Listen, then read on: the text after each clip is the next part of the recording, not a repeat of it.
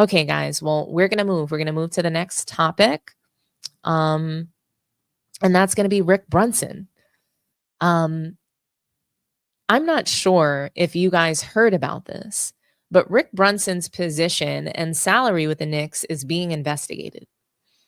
So it is the NBA's belief, or it was reported to them, that Jalen Brunson taking a pay cut in order for the Knicks to build a team to contend for a title was all a ruse in order to circumvent the salary cap.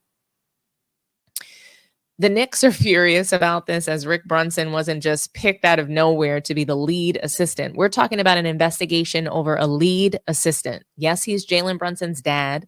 He used to play for the Knicks back in the day, and solid guy. He's been a part of the organization for a few years now. And when Jalen Brunson came into the league, it was pretty much always a plan to get Brunson over to the Knicks. And I understood the investigation of that trade of Jalen Brunson to the Knicks. I totally understood that, because there was quite a bit of colluding, tampering happening surrounding that trade. And I mean, tampering happens often, but again, I think that investigation was well deserved. Rick Brunson, he replaced Johnny Bryant, who was in the role before him. So I'm not sure how that makes up for the $100 million or so that Jalen Brunson left on the table. I think that the NBA is disgusting for this investigation. The Knicks, and specifically James Dolan, have pushed back on the revenue sharing business model that the NBA, has pushed forward. And, it really doesn't benefit owners or franchises. And it doesn't benefit the franchises that have been historically successful. And they don't think that it's fair for them to have to help and carry the other teams that are not successful. And Dolan has been very vocal and has written open letters. And they believe that due to pushing back on the revenue sharing program, that the NBA is harassing the Knicks. So I'm going to read some of the article from ESPN that details Dolan's complaint. I thought it was interesting. So basically, Dolan outlines new objections based on a league proposal shared with owners about the dispersions of revenues in the newly negotiated $74.6 billion media deal. And this article was written back in July. The NBA has made the move to an NFL model, de-emphasizing and depowering the local market. This is what Dolan writes in this open letter. Soon, your only revenue concern will be the sale of tickets and what color next year's jersey will be. Don't worry, because due to revenue pooling, you are guaranteed to be neither a success nor a failure. Of course, to get there, the league must take down the successful franchises and redistribute to the less successful. This new media deal goes a long way to accomplishing that goal.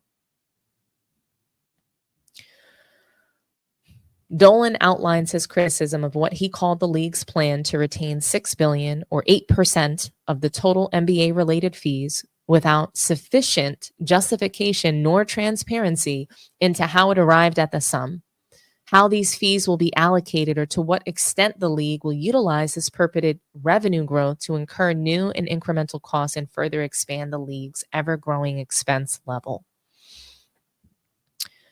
The article does continue. And he continues with these changes drastically increase the challenges associated with attracting and renewing vital sponsorship revenue by creating a particularly unfriendly environment for member team sponsors.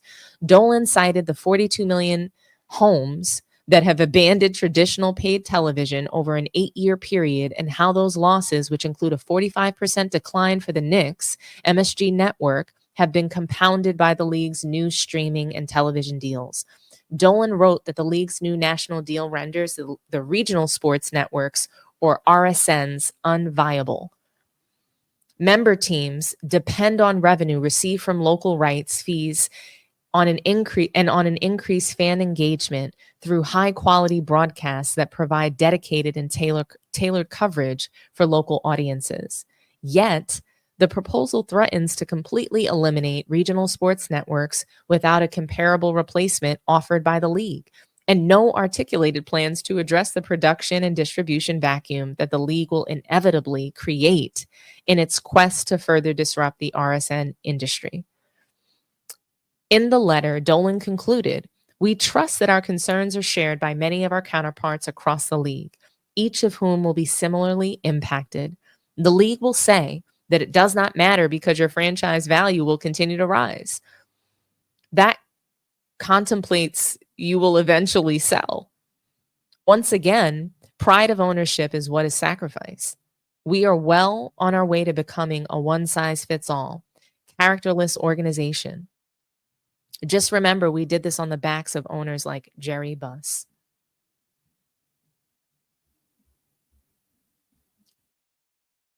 I thought that this was really interesting. Obviously, James Dolan is historically one of the worst owners in NBA history, or at least, Knicks fans believe him to be that way.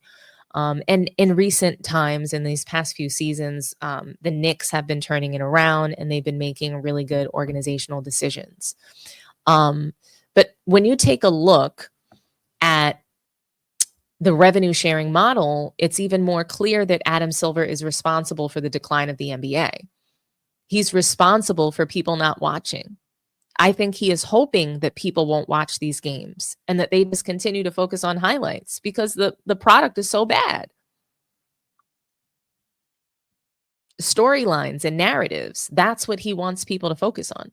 If people won't realize the NBA is delivering a watered down product because they don't watch anyway, it's all about influencers like Kai Cenat and Bronny James. Guys that can't actually play basketball, guys that don't actually have real talent, they're just trending on social media. We look to players to blame them for the product. We're blaming them that they don't play defense, right? But the league has removed that. That's Adam Silver. They are complicit for sure. I mean, the players are part of it as far as the load managing and the things that they do, but Adam Silver is responsible. He is accountable for what we are seeing, and he needs to be removed as commissioner. He tricked us into believing that he was somebody of strong character when he forced the Clippers owner to sell the team to Steve Ballmer.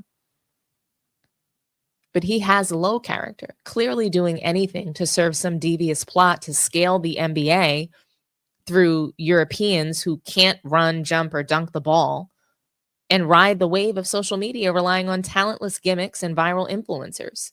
Adam Silver is a disgrace, and David Stern is rolling over in his grave. I think that the most alarming part of the NBA's investigation of the Knicks is that the Lakers just hired a coach with zero experience and added a player to their roster in Bronny James that prefers video games and is clearly unqualified to play in the league. Then, on top of it, said player doesn't have to participate in road games. Why isn't the NBA investigating that? They investigated Joel Embiid's participation with the 76ers when he suffers from visible chronic injuries. What the hell is going on here? The Lakers need to be investigated if the Knicks and the 76ers have cases out on them. This is outrageous. And it's like there's no HR governing body to check Adam Silver. Players don't need to go on strike because they're paycheck slaves with golden handcuffs. It's a double-edged sword. What do you guys think of these inconsistencies? Why are the Knicks being investigated but not the Lakers?